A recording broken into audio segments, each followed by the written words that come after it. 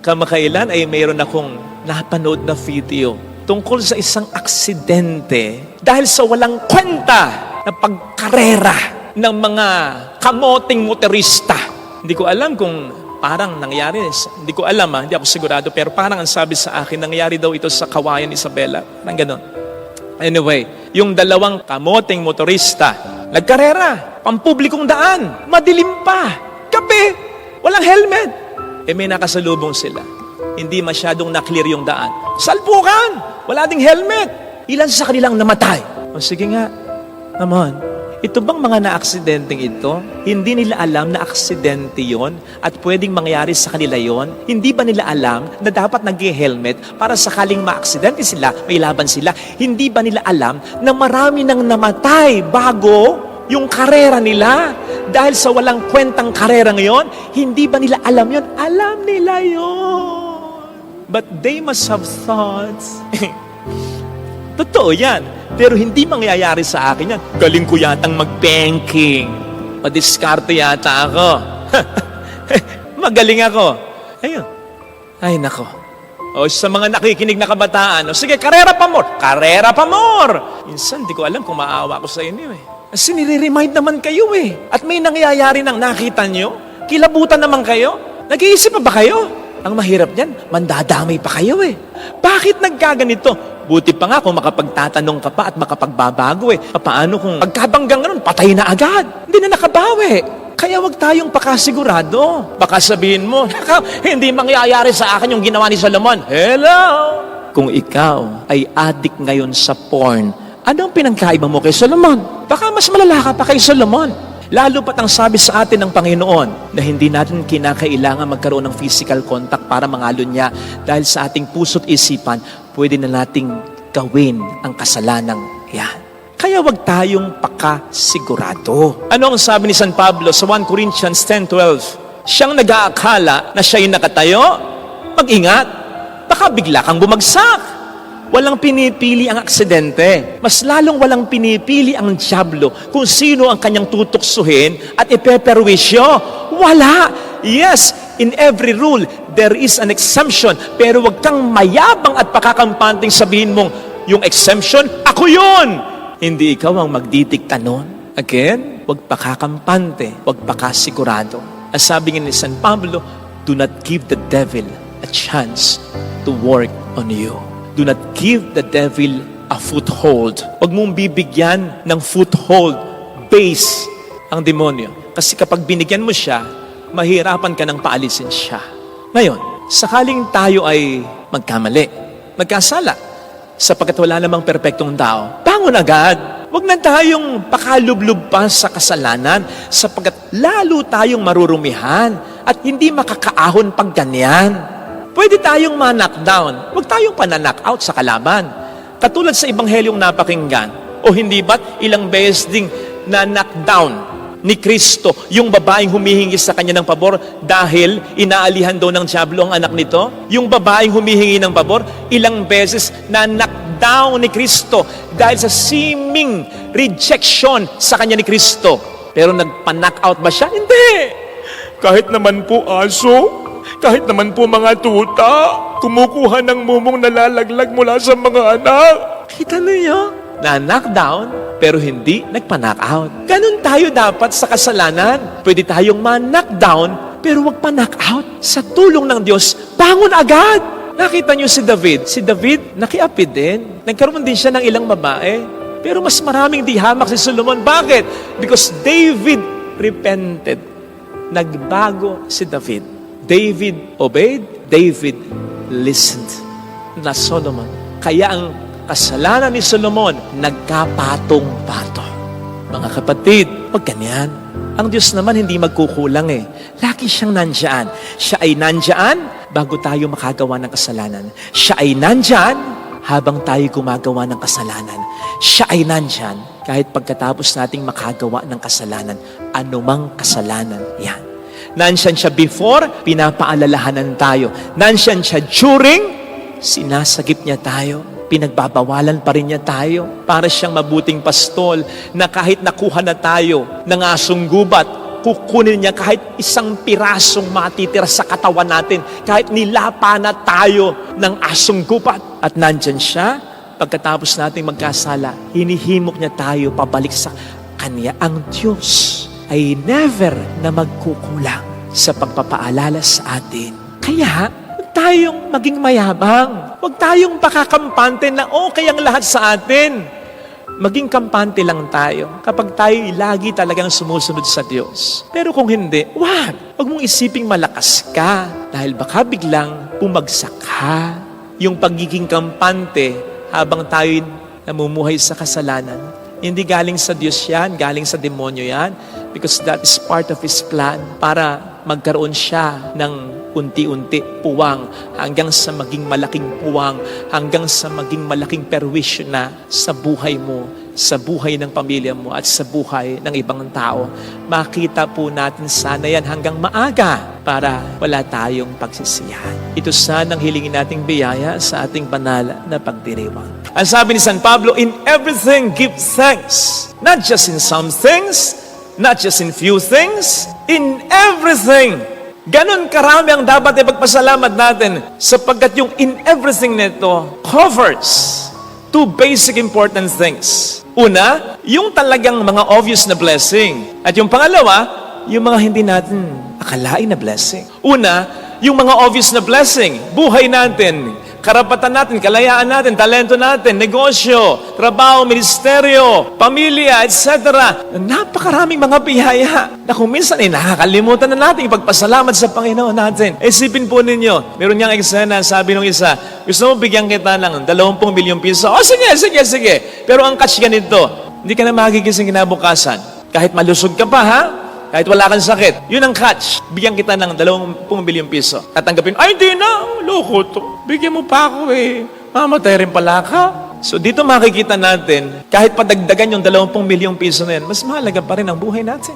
Na madalas ay nakakalimutan natin ipagpasalamat sa Panginoon natin. Hindi pa kasama dyan yung mga basic blessings, ha? Yung mga mas matitinding blessing. Yung meron tayong Diyos na talagang nagmamahal sa atin. So much so that our names are written on the palm of His hands and in the book of life in heaven. That our sins are forgiven. That God is with us every day of our lives in the sacrament, in our hearts, etc.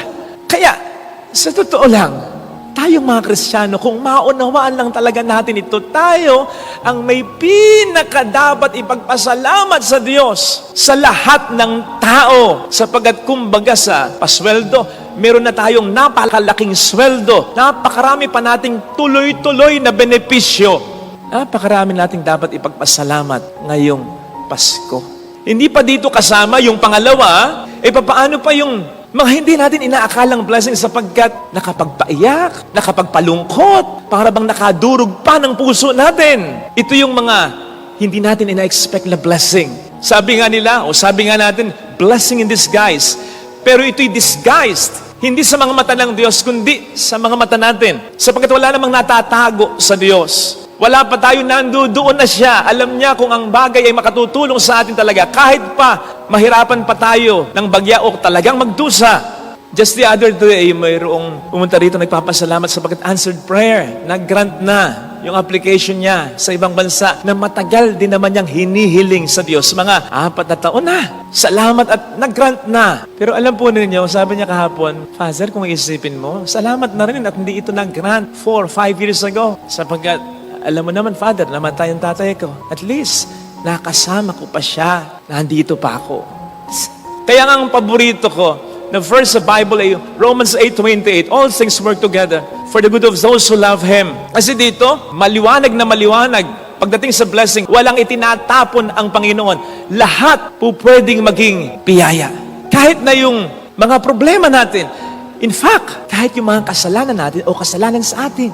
Sabi sa 1 Chronicles 16:34, give thanks to God, for the Lord is good. His love endures forever. Hindi sinabi doon na, give thanks to the Lord because you feel good. Hindi. Because the Lord is good. Inasmuch as ang gratitude natin, our thanksgiving should not be based on how we feel. Kasi minsan, hindi talaga maganda yung pakiramdam natin kasi may mga problema tayong dumarating sa buhay natin eh. So give thanks to God in everything. Combine na natin. For the Lord is good. For who God is. And the Lord is good all the time. All the time, God is good. Kaya nga His love endures forever. Kasi mahal niya tayo, hindi lamang when everything is fine, mahal niya rin tayo. At mas ipaparamdam pa niya ang kanyang pagmamahal when everything is not so fine. So ito sana ang ating makita na dapat natin ipagpasalamat, ha?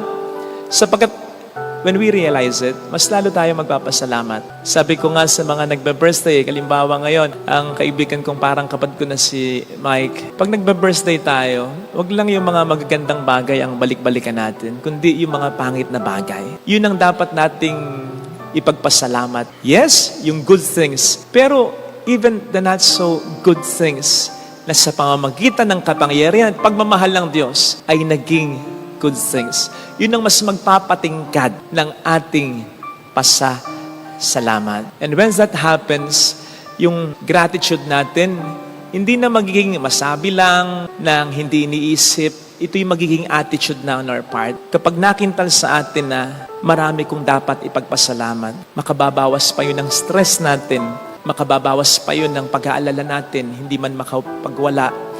Kasi alam natin, ang Diyos ay kumikilos, hindi lang sa mga mabubuti, kundi kahit na sa mga masamang parte o yugto sa buhay natin. Ito sana mga kapatid ang ipagdasal natin na sana ay makita natin upang mas maging genuine, mas maging totoo sa puso at isip natin ang pagkapasalamat natin. Hindi lang sa Diyos, kundi sa mga taong tunay na pinagkakautangan natin ng loob. Yung bang hindi na natin kinakailangang marinig mula sa Kanya. Ang pera, hindi tinatayan, pinaghihirapan yan. Yung tayo mismo makarealize na yung tayo ay bigyan nila, ay hindi madali para sa kanila. Kaya nga yung itinutulong nila, ay hindi lamang tulong na masasabi mong talaga, kundi pagmamahal na nila. Yun namang mga taong nagsasabing, pagod na ako, hindi ko na kaya. Hindi naman sila yung mga taong pagod lang ang katawan. Sapagkat ang katawan, kahit lupay-pay yan, kahit may sakit pa yan, kahit hirap na yan, lalaban at lalaban pa rin yan. Magtatrabaho at magtatrabaho pa rin yan. Basta't inspired ang puso niyan, ang kalooban niyan. Kahit sino dito, mayroong pinagdaraanan. Yung iba sobrang mabibigat. Yung iba sobrang mabibigat na kung hindi lamang may takot sa Diyos, kung hindi lamang masamang magpakamatay, matagal nang kinitil ang kanilang sariling buhay. Mind you, maraming ganyan. Sigurado ko, ito yung mga taong na-encounter natin. Nakangiti kahit paano, nakakatawa, nakakapustura. Pero sa loob-loob nila, ang bigat-bigat pala ng dinadala nila. Imagine encountering such kind of people, tapos susungitan mo. May mga taong ganyan talaga. Akala mo okay? Akala mo malakas? Akala mo walang problema? Nahihiya lang sila, natatakot lang sila, ayaw lang nilang mapahiya o makaabala. Pero may matinding pinagdaraanan sa loob nila. O di po ba? Kapag ganyan, mas nakabibigat yan sa ating mga dinadala. Mas nakapapagod yan. Yung mayroon kang pinagdaraanan na walang nakakaalam. O kung meron man, wala naman silang pakialam. Kamakailan meron akong nabuntot ang kotse dyan sa may prensa. Nung una, inis na inis ako. Kasi ang bagal. Siguro mga 30 lang ang takbo. Nagmamadali ako. Hindi naman ako maka-overtake. Ang daming mga nasa salubong na sasakyan. Bubusinahan ko na sana ng matinding ano. Yung parang nagmumurang busina. Nang bigla akong makita, parang may karatula dun sa may puwitan ng kotse niya. Ang nakalagay, exact words, sensya na, bagong driver lang, tanga pa. Nakalagay. Totoo, yun ang nakalagay. Ay, hindi na ako bumusina. Nag-adjust na ako kasi naintindihan ko na yung dahilan niya. I just wonder kung bawat isa sa atin, lalong-lalo na yung mga may pinagdaraanan, pwede bang, o pwede kayang maglagay ng karatula sa katawan na nagsasabing, broken-hearted ako, niloko ako, tinraidor ako ng kaibigan ko, bankrupt ako, gipit na gipit ako, may malubhang sakit ako, problema ko ang anak ko, litong-lito na ako, pagod na ako. Siguro, even for quite some time, magbabago ang pakikitungo natin sa mga taong yan. Kabut-kabut igagalang, bibigyan ng importansya, ng halaga, bibigyan ng pasensya, ng pahinga. Sino ba naman ang maglalagay ng ganyang karatula? Sige nga, takot lang nila, hiya lang nila. Pero wag ka, may mga taong ganyan talaga. Akala mo okay? Akala mo malakas? Akala mo walang problema? Nahihiya lang sila, natatakot lang sila, ayaw lang nilang mapahiya o makaabala. Pero may matinding pinagdaraanan sa loob nila. Kaya kapag makausap mo ng heart to heart, nagsisimula pa lamang kayo umaatungal na. And so brothers and sisters, let us always be nice and kind to one another. Sapagkat hindi mo alam ang pinagdaraanan ng tao sa buhay. Hindi man tayo makabawas, huwag na tayo makadagdag pa. Sapagkat sa mga taong very down na, kaunting bagay na nega, ikatutumba, ikakawalang pag-asa nila. Maawa ka. Kailangan nila ng pahinga. Kaya nga, saktong-sakto ang ating mabuting balita para sa lahat. Lalong-lalo na para sa mga may matinding dinadala at pagod na. Ang sabi ng ating Panginoon, lumapit kayo sa akin, kayong lahat ng nabibigatan, at bibigyan ko kayo ng kapahingahan. Siya ang pinaka-nakakaalam at siya ang may pinaka-pakialam. Yun nga, sabi nga natin, yung mga buhok mo, bilang niyang lahat. The most insignificant part of our body, He knows my heart. Bilang na bilang niya, tigi-tigisa. Yun pa kayang nakapagpapalungkot sa iyo, iniiyakan mo, dumudurog sa puso mo, nakapagpapapagod sa iyo. Of course He knows, and of course He cares. Kaya yung invitasyon niya, heed it. Come to me. Notice na hindi niya sinabing, lumapit ka sa kung saan, sa kung ano, sa kung sino. Kasi madalas, kapag napapagod na tayo, ang tendency natin, mag-relax, mag-unwind, pupunta kung saan-saan, bibili ng kung ano-ano, kasama sa kung sino-sino, minsan masama na impluensya pa, minsan masasama sa pagkakasala at pagkakamali pa, para makapag-unwind lang. Talk about clean fun, good fun, okay yan. Pero ano bang natutugunan yan kundi ang pagod lamang ng katawan? Hindi ang pagod ng kaluluwa. Ang sinasabi sa ating ikalawang pagbasa, hindi lang ng tayo katawan, tayo rin ay kaluluwa. At sa pagitan ng dalawa, mas dapat nating inaalagaan, pinapalakas, nire-recharge ang ating espiritu. Alalong pag sinasabi sa atin ni St. Paul sa ating ikalawang pagbasa, mamatay ang katawan, pero buhay ang espiritu. Mabubuhay pa rin tayo. Pero patayin mo ang espiritu, paghinain mo ang espiritu, kahit malakas ang katawan mo, hindi na ito uubra sa kahit sino o kahit ano. Kaya nga mayroon tayong tinatawag na fighting spirit. Lupay-pay na yung katawan, bali-bali na yung buto, nakasadsad na sa lupa, mahinang-mahina na, pero kung may fighting spirit yan, lalaban at lalaban pa rin yan. Ganon kahalaga ang espiritu, ang kaluluwa. Kaya nga ang sinasabi ng Panginoong kapahingahan mas mahalaga sa Ebanghelyo ay kapahingahan na dulot niya, kapahingahan para sa kaluluwa, sapagkat ang ating katawan ay humuhugot ng lakas sa ating kaluluwa. And so sige, basta clean fun ha, relax, unwind, pumunta ko saan-saan. Kung may oras naman at kung may panahon, lalong-lalo na with your loved ones, uminom ng mga bitamina, mag-unwind, mag-relax, magpaspa. Go! Pero wag mong kakalimutan ang laging pagdarasal at pagtawag sa Kanya. Huwag mong katatamaran ang banal na misa. Establish a deeper and stronger relationship with Jesus. Sapagkat yun ang idudulot niya sa iyong pahinga. Yun ang magbibigay sa iyo ng ibayong panggana para mas magsikap, para mas sa buhay ay lumaban pa. Yun yung pahinga na sinasabi sa Biblia, ang Diyos ay nagpahinga. Pero yun ay matapos niyang likhain ang lahat at nakita niya na ito'y maganda. Yung nakita mo, yung pinagpaguran mo kahit paano may natapos na.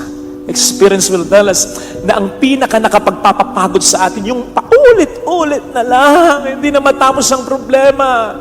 Sa negosyo, sa trabaho, sa pamilya. Diyan tayo gustong ipahinga ng Panginoon. Ano ang sabi ni Yahweh sa Isaiah 4 verse 2? Ang inyong mga sibat ay gagawin kong sudsod, ang inyong tabak ay gagawin kong karet. Saan ba ginagamit ang sibat at ang tabak? Hindi ba't sa pakikipaglaban, sa pakikipagdigmaan? Saan namang ginagamit ang karet at ang sudsod? Hindi ba't sa pag-aani or sa harvest time? Sinasabi kasi ng Diyos yan, hindi sa habang panahon makikipaglaban ka, mag-i-effort ka, maghihirap ka. Darating ng pagkakataon, naaani ka ng magandang resulta. Mapagtatapos mo pa rin ang mga anak mo, maaabot mo pa rin ang pangarap mo, maiayos mo rin ang buhay mo, ang pamilya mo, gagaling ka pa rin sa sakit mo, tituno pa rin ang anak mo, magbabago pa rin ang asawa mo. Darating ang pagkakataon na ganito, na meron kang magiging pahinga. Basta matuto ka sa Kanya, sa tama lang, sa totoo lang, sa mabuti lang. Lagi kong pinapayo, halimbawa sa isang kabiyak na gustong tulungan ang kanyang asawa sa pagtatrabaho, bagamat hindi po pwede kung minsan o hindi niya kaya for some reasons. Ang lagi kong sinasabi sa kanya ay, maging faithful ka. Iwas ka sa bisyo, iwas ka sa tukso. Alagaan mo ang mga anak ninyo. Yun lang malaking tulong na sa mga anak. Yung magmahalan kayong magkakapatid. Pagbutihin niyo ang pag-aaral ninyo. Iwas din kayo sa bisyo. Kung kayo maliliit pa, iligpit ang pinaghigan, pinagkainan. Huwag magdadabog kapag inuutusan. Huwag sasagot kapag pinagsasabi. Yun lang, pakalaking tulong na.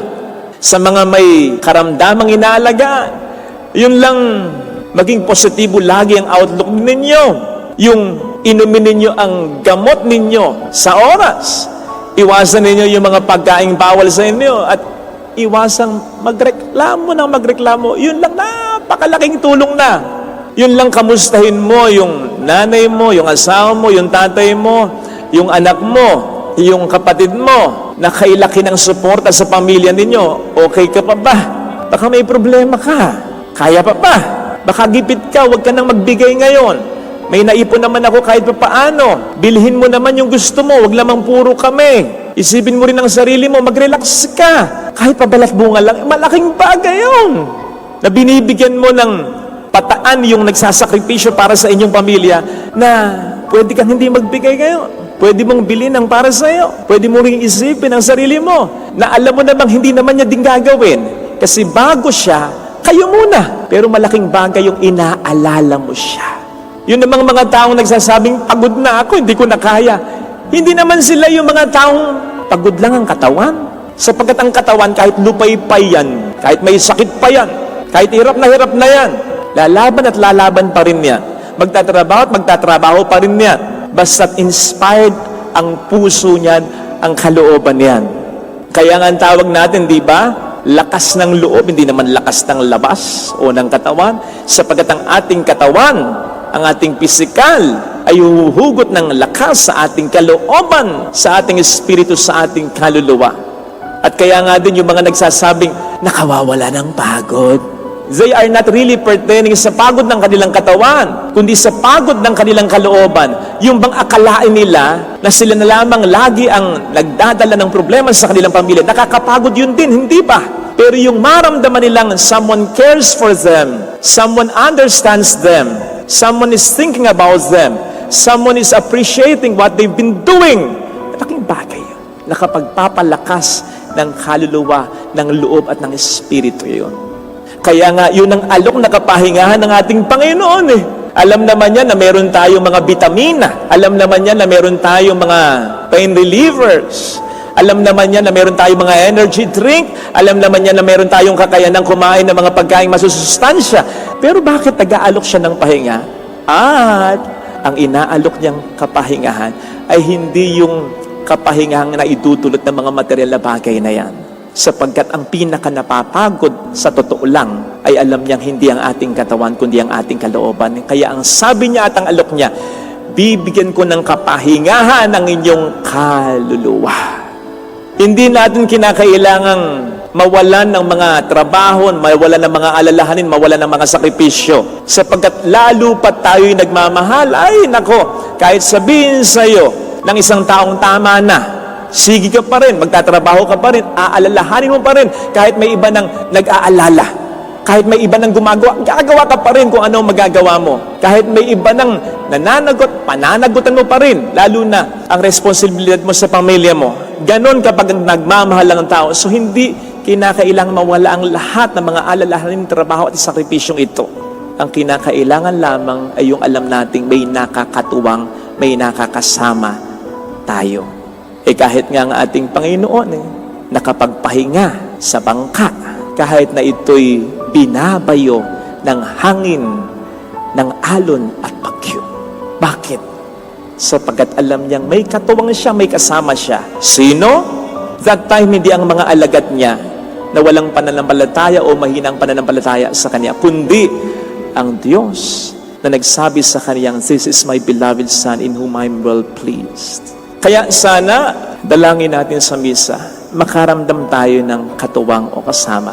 Hindi necessarily yung gagawin din yung ginagawa natin, kundi yung magpaparamdam na sila'y kapanalig, kasama, kaagapay natin, nagmamahal sa atin, concern sa atin, na-appreciate ang lahat ng mabuting ginagawa natin. Ngayon, hindi man natin ito makuha sa iba o sa kanila, kuhanin natin ito sa Panginoon. We just have to come to Him. Yun naman ang sinasabi niya at imbitasyon niya sa atin. Come to me. Lumapit kayo sa akin and surrender everything to Him. At panghawakan natin yung sinasabi niya sa ating, "I will be with you always until the end of time. I love you. I know the plans I have for you. Do not fear. Do not be afraid, for I am with you." Sapagkat ang pangako niya sa atin, sa ating salmong tugunan, nasa isip niyang lagi ang kanyang sinabing mga salitang yan. Nagpangako niya sa atin na kanyang mga hinirang. Just imagine kung gaano katindi yung burden na maaalis sa shoulder natin kung ang lahat ay pagkakatiwala natin sa Diyos natin. Lord, gagawin ko ang makakaya ko, pero bahala ka na. Kung magiging totoo lamang tayo sa mga salitang yan, Lord, ikaw na ang bahala. Ha? Pag ganun kasi, may mangyari namang mga problema. Alam mo, backup mo siya. Pwede siyang gumawa ng biyaya kahit sa mga darating na problema.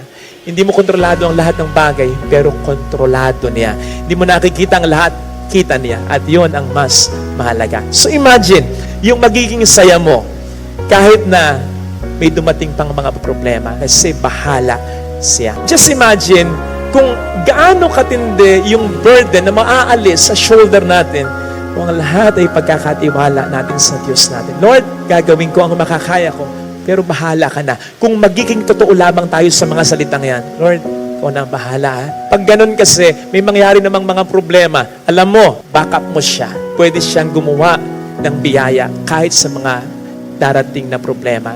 Hindi mo kontrolado ang lahat ng bagay, pero kontrolado niya. Hindi mo nakikita ang lahat, kita niya. At yon ang mas mahalaga. So imagine, yung magiging saya mo, kahit na may dumating pang mga problema, kasi bahala siya. Not just that, kapag tayo mapagkumbaba, hindi mo lamang mararamdaman ang pagmamahal at guidance ng Panginoon Kaya ka sasaya. Magiging mababaw rin ang kaligayahan mo. Kapag mapagkumbaba ka, makikita mo ang mga biyaya niya na hindi mo na kinakailangan gumasta ng malaking pera, pumunta ng kung saan-saan. Okay yung mga yan. Pero sabi nga natin kanina, there is certainly more than money can bring and can give us. Basta, maging totoong children lamang tayo of God. Nakalulungkot at nakakaawa yung mga taong ang kaligayahan, kinakailangan mong gumasta ng maraming pera. Hindi masama yan. Pero, kapag hindi ka na sumasaya sa mga simpleng bagay, there's something wrong with you.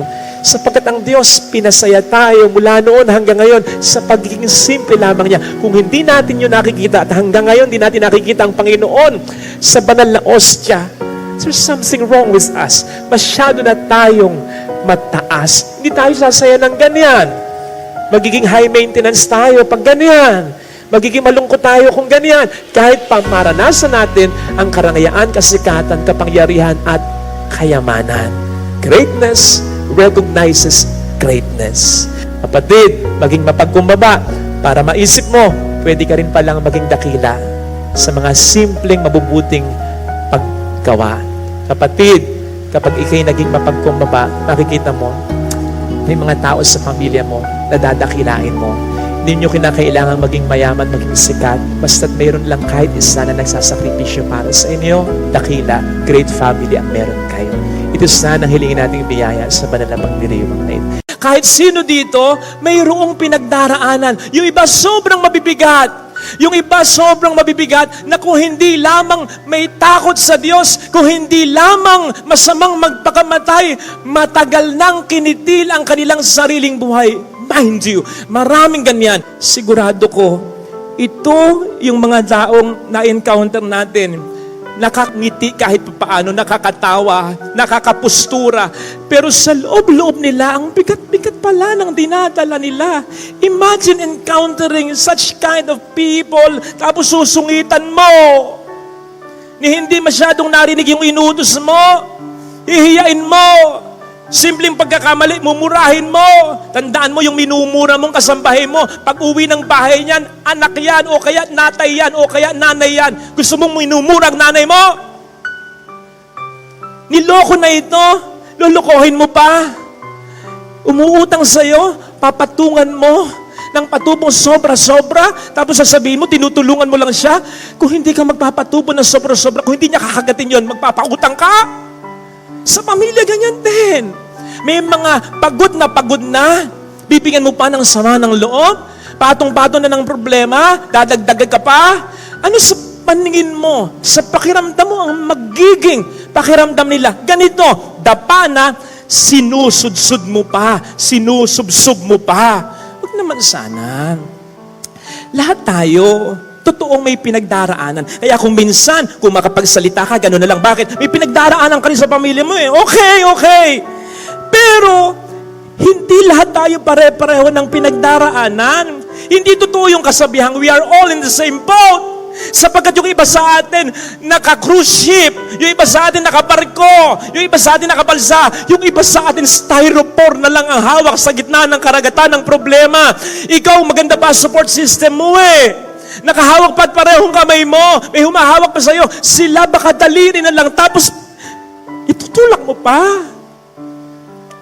Eh sana mga kapatid, in this world, where the devil has spread so much hate, piliin nating maging mabait.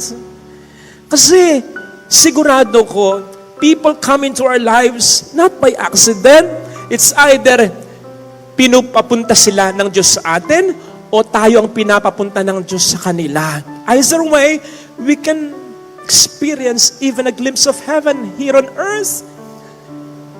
If only we'll choose to be kind, even just a little bit. Yung pang konting tip, konting smile, konting pagiging considerate, yung kahit hindi mo gusto yung binebenta niya, nakita mo, sigurado, tagal nang nasa ilalim ng sikat ng araw, bilin mo. Kahit ipamigay mo na lang yung binili mo.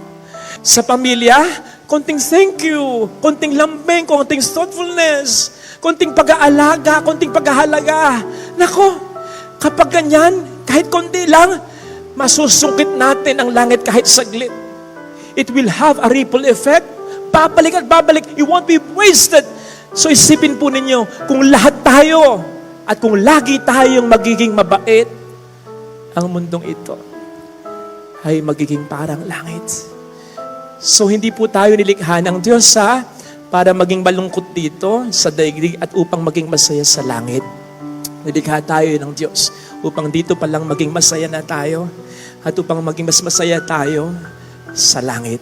Ngayon pa lang, simulan natin dito ang langit. Sa mundong ito, na po pwede tayong maging kahit sino, piliin mo lagi na maging mabuting tao.